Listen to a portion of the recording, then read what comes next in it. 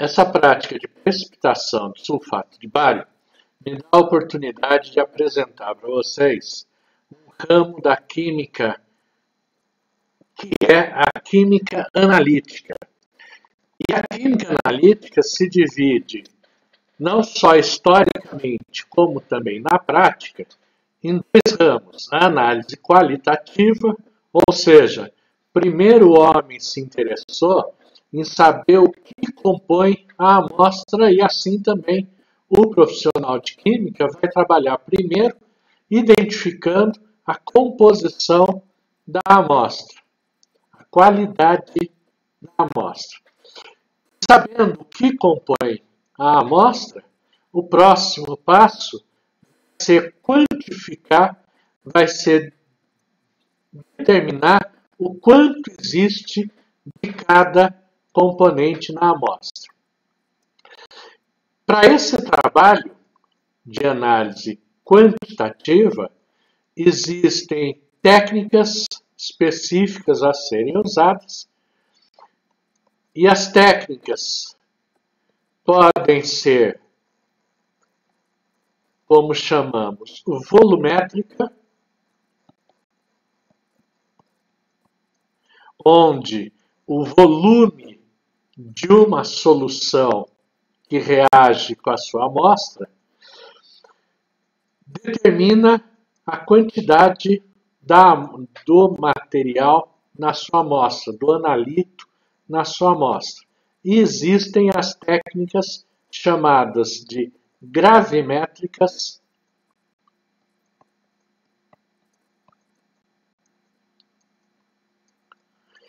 onde a massa de um produto de reação vai ser usado para a quantificação do seu analito, do seu componente de interesse. Lógico que em qualquer uma das duas técnicas, seja volumétrica, seja gravimétrica, vai ser necessário o conhecimento perfeito da equação da reação envolvida nessa determinação. No caso, nós vamos ter uma solução de sulfato de cobre que vai reagir com uma outra solução de cloreto de bário, produzindo sulfato de bário e cloreto de cobre. Essas duas soluções, tanto o sulfato de cobre, é uma solução perfeita, ou seja, elas são completamente cristalinas, soluções homogêneas, e o produto da reação sulfato de bário é insolúvel nesse meio reacional neutro aquoso.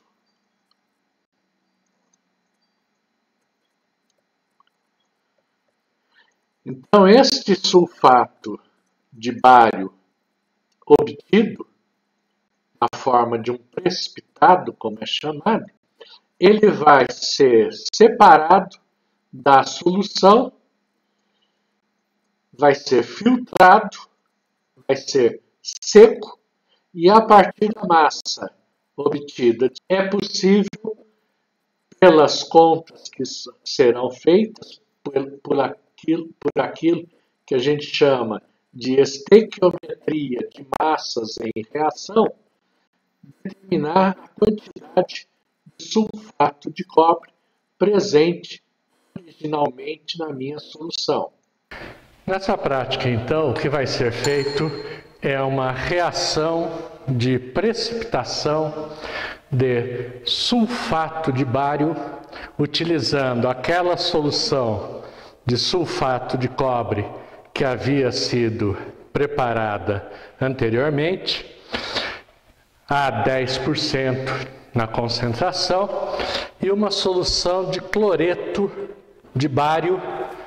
Então, o sulfato de cobre, quando reagir com o cloreto de bário, vai gerar um novo material, que vai ser o sulfato de bário, que é um material insolúvel nesse meio reacional, nesse meio aquoso neutro. Então, nós vamos começar pipetando a solução de sulfato de cobre. Vou passar um pouquinho de água na pipeta para começar o condicionamento dessa pipeta. Então, agora que ela está com um pouco de água dentro dela, a gente vai ter primeiro que admitir um pouco da solução de sulfato de cobre, para que esse sulfato de cobre, essa solução de sulfato de cobre, retire um pouquinho da água que está dentro da pipeta.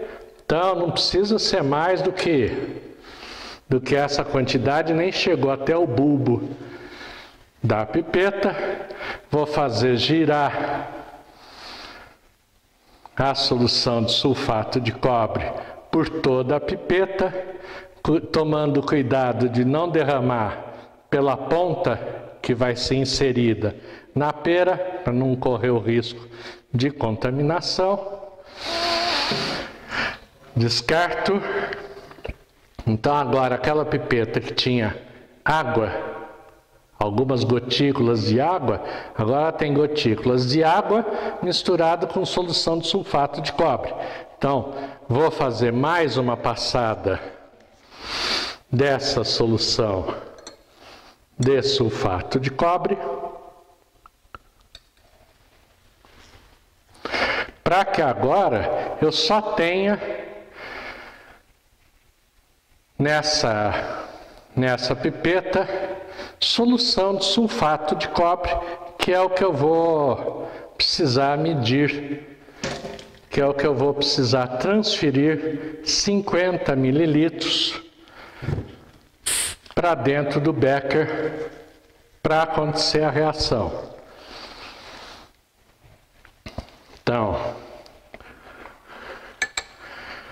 vou apertando o botão do centro,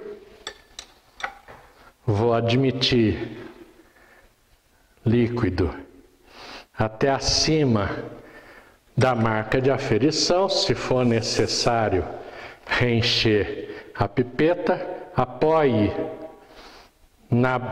dentro do becker para poder apertar a bola.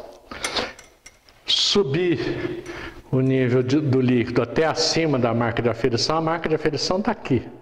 Subir bastante, limpo a ponta da pipeta antes de zerar, e para fazer a zeragem vou levar a marca de aferição ao nível dos meus olhos, como já foi treinado anteriormente.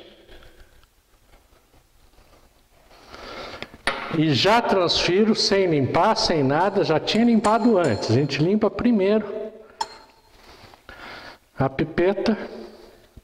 Enquanto algum colega está fazendo esse trabalho, outro colega deverá estar medindo 50 mililitros da solução de cloreto de bário na proveta. Então, transferência sempre feita com a bagueta, com o auxílio da bagueta. Então, vou transferir aproximadamente 50 mililitros.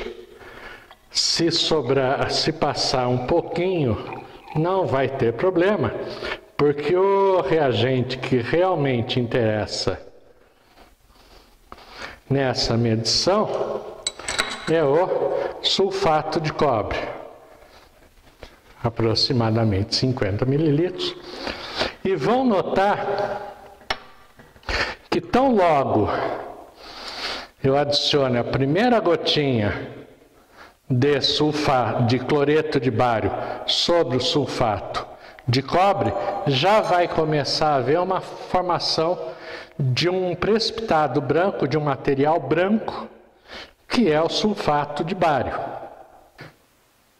Então, também com o auxílio da bagueta, eu vou transferir o cloreto de bário que está na proveta, e vão notar que logo que o cloreto de bário chega à solução de sulfato de cobre, já vai haver a formação de um material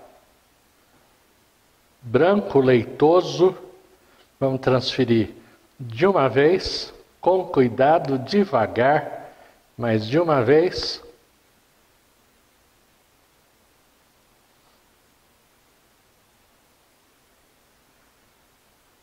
Vamos homogeneizar essa solução. E essa bagueta que está sendo usada não vai mais sair de dentro da solução, porque senão vai perder material que me interessa quantificar. E nós vamos ter que deixar descansando por cerca de 15 minutos. Então nós vamos cobrir com um vidro de relógio. Esse vidro de relógio é o mesmo que foi utilizado na pesagem do papel de filtro. Então, vamos deixar esse precipitado sedimentando, esse precipitado chegando ao fundo, para que depois ele seja filtrado. Para filtração, nós vamos utilizar um papel de filtro qualitativo, que é um papel que tem uma gramatura relativamente larga. Um dia vai ser falado bem mais sobre isso. E esse papel vai ser previamente pesado em balança analítica, e a gente já vai fazer a pesagem com ele dobrado para ser colocado no funil, para que haja o menos possível de manipulação desse material. Então nós vamos dobrar em 4,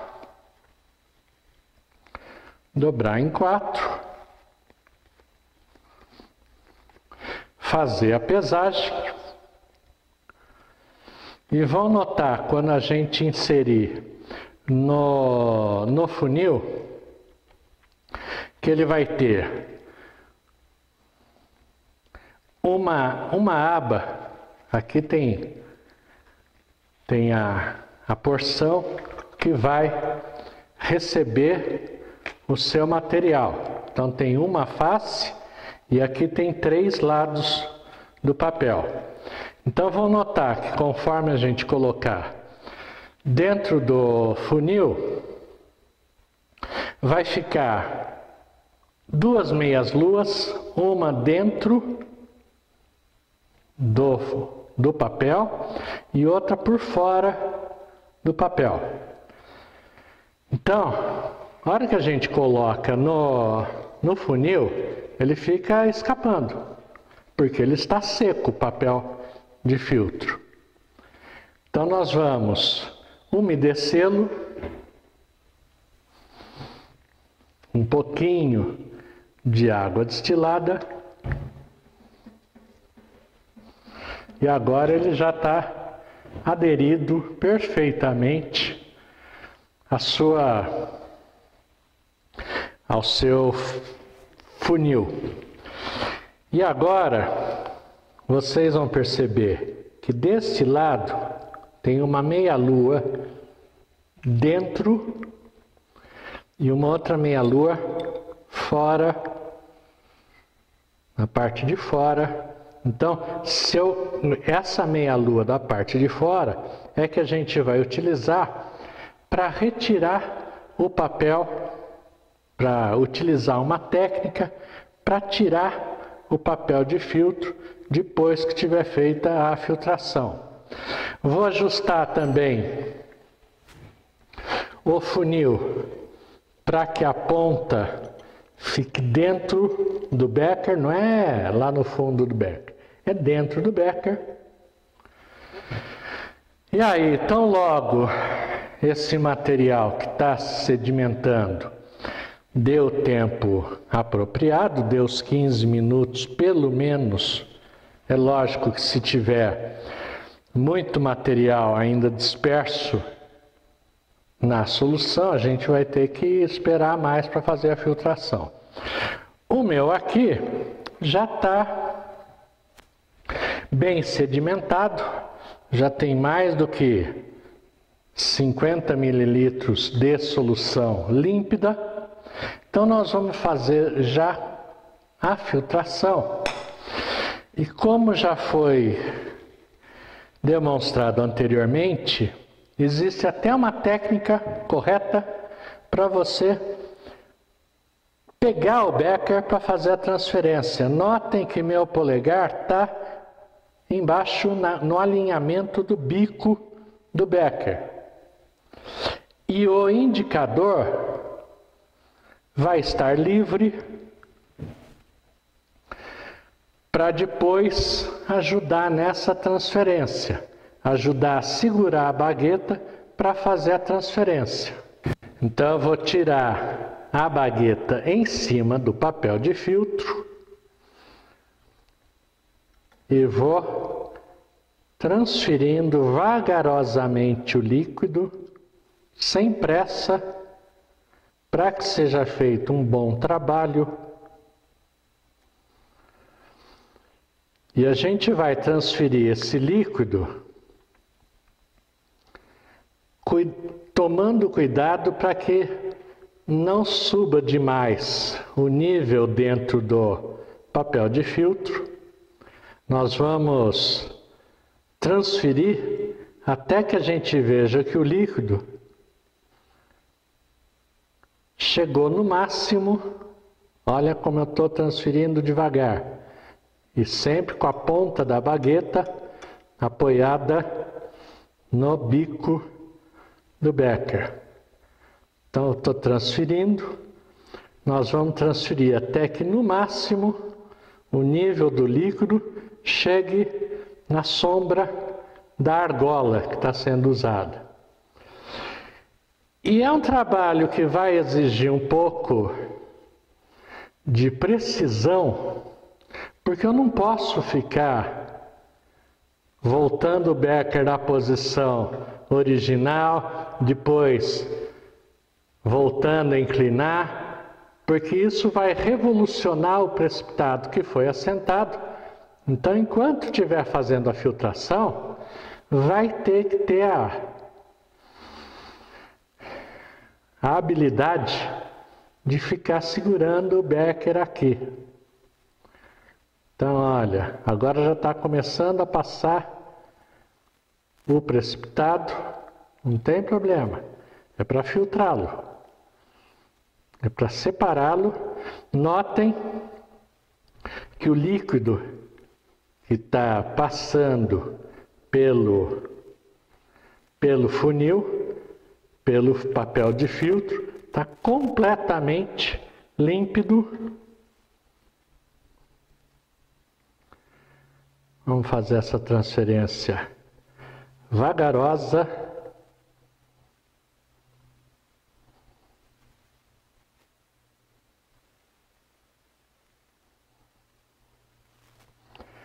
Até que todo o precipitado seja transferido para dentro do meu funil, esperando, aguardando que passe a solução, para não correr o risco de encher esse papel de filtro até transbordar e perder a análise.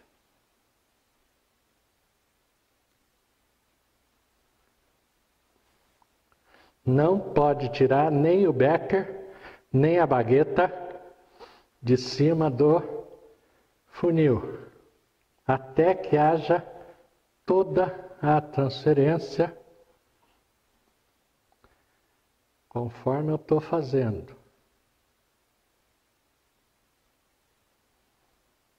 É um trabalho que requer paciência, como todo trabalho em laboratório, para que seja bem feito.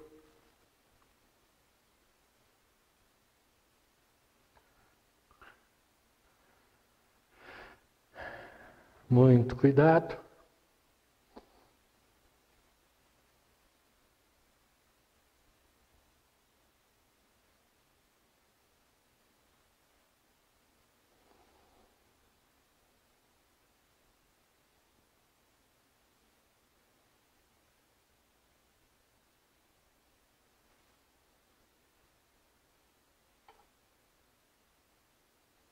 E agora que todo o precipitado foi transferido, o meu indicador vai segurar a bagueta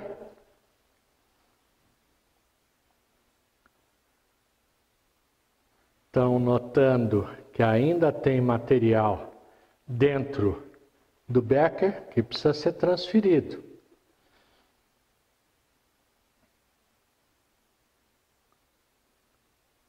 Então tem que ficar o quanto for necessário.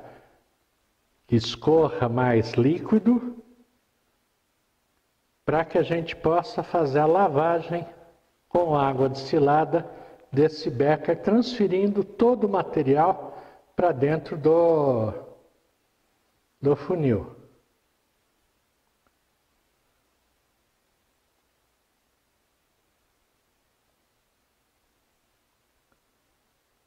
Qualquer gotinha que se perca é massa, é erro na pesagem. Então, quando todo o material tiver sido transferido, tiver essa sujidade do meu precipitado dentro do becker, nós vamos utilizando a outra mão. Então a bagueta está presa pelo meu indicador, então eu vou dar jatos de água muito curtos, pequenos, como umas guspidinhas, tomando cuidado de não extravasar o nível do líquido, até que todo o precipitado seja transferido para dentro do funil. Então são jatinhos curtos de água, sempre com o becker inclinado, a bagueta segura.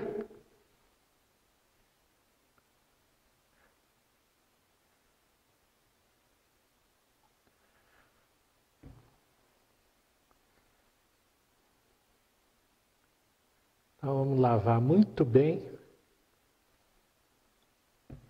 E dessa boa lavagem, dessa boa transferência, que vai depender a precisão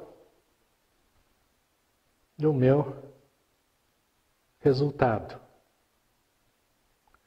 Quando o becker já estiver límpido, já estiver sem nenhum embaçamento de precipitado, ainda com a bagueta em cima do funil, vou lavar a bagueta para que também algum precipitado que esteja aderido à bagueta seja transferido. Então minha bagueta está limpa. Vou esperar que todo esse líquido passe para o becker, para aí poder retirar esse papel de filtro e levar à secagem em estufa a 100 graus. Então vamos aguardar. Decorrido o tempo de secagem, para retirar a sua amostra de dentro da estufa, você vai utilizar essa tenaz e uma tela de amianto, uma tela para que a gente possa puxar o seu vidro de relógio contendo o material que está quente, é lógico, e vai depositá-lo numa bandeja para levar ao dessecador, para a utilização do dessecador. A técnica é deslizar a tampa, que é pesada, segura com a outra mão, apoia na bancada e agora a gente vai colocar o material quente dentro do dessecador e tampá-lo da mesma maneira. Vou deslizar a tampa, porque com o material quente que está aqui dentro, vai haver uma formação de um vácuo, até que ele aclimate. Então, dessecador não seca. Dessecador serve para aclimatar, para fazer o material voltar a uma temperatura ambiente sem que adquira umidade do ar. E depois de uns 15, 20 minutos pelo menos que ele esteja no dessecador, já deve estar suficientemente frio para fazer a pesagem. E aí a técnica de retirada é a mesma. Deslizo a tampa, apoio na bancada, retiro meu conjunto de papel e vidro de relógio e levo para pesar na balança analítica. Ok?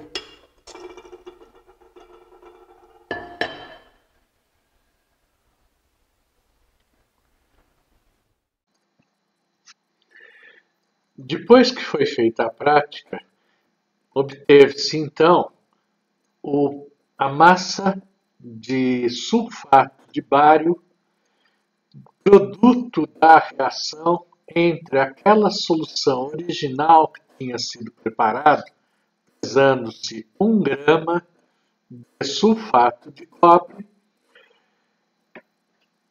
e essa quantidade de sulfato de bário obtido vai ser proporcional à massa real de sulfato de cobre presente na sua solução.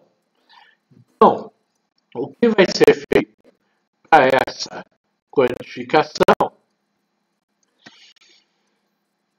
é um cálculo baseado na relação molar entre as espécies presentes na minha reação.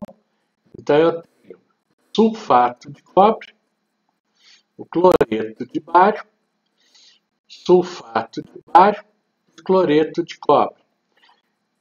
E isso a gente vai estudar, vocês vão estudar um dia a lei das proporções constantes. O que quer dizer isso? Se eu altero a quantidade de um dos componentes da reação, no caso, sulfato de cobre, todos os outros componentes também vão ser reduzidos na mesma proporção.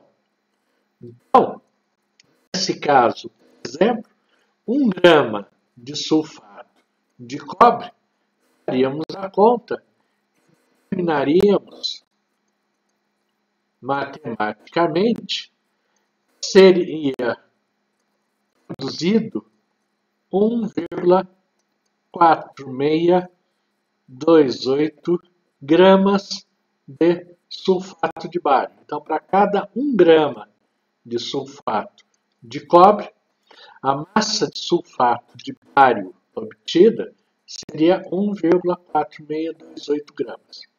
Porém, no nosso trabalho, não vai ser obtida a quantidade, vai ser uma quantidade inferior. Estou supondo aqui que a massa de sulfato de bário seco obtida seja, por exemplo, 1,32949.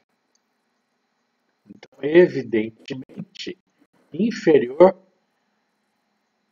àquela esperada.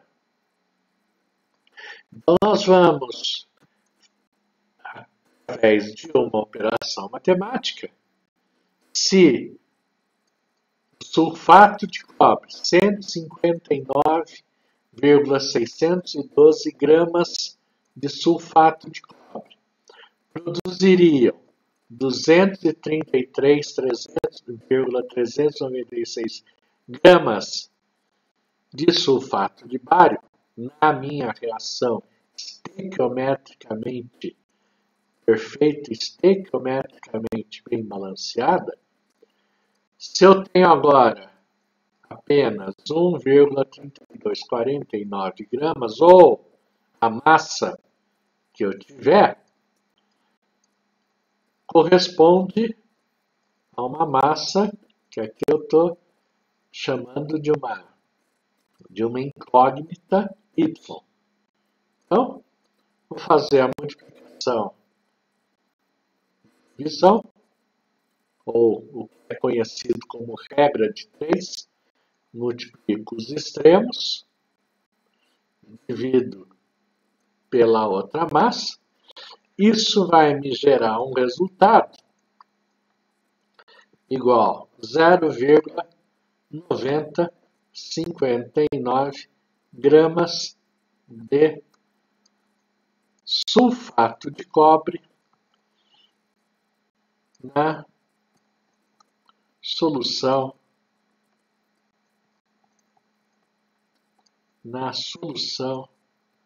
original. E aí eu vou poder calcular a porcentagem de pureza, se dividindo essa massa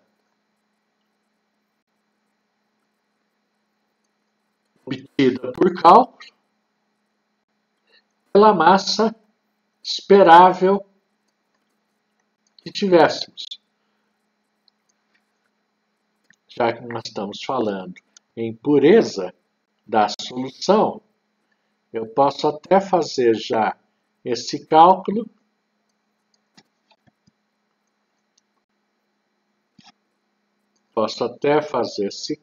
já vezes 100, para expressar em termos de porcentagem. Então, vai me dar 90,59% de pureza dessa solução, desse sulfato de cobre com que foi preparada a solução. Só que, na verdade, nem essa massa não vai ser obtida, nem essa pureza não vai ser obtida.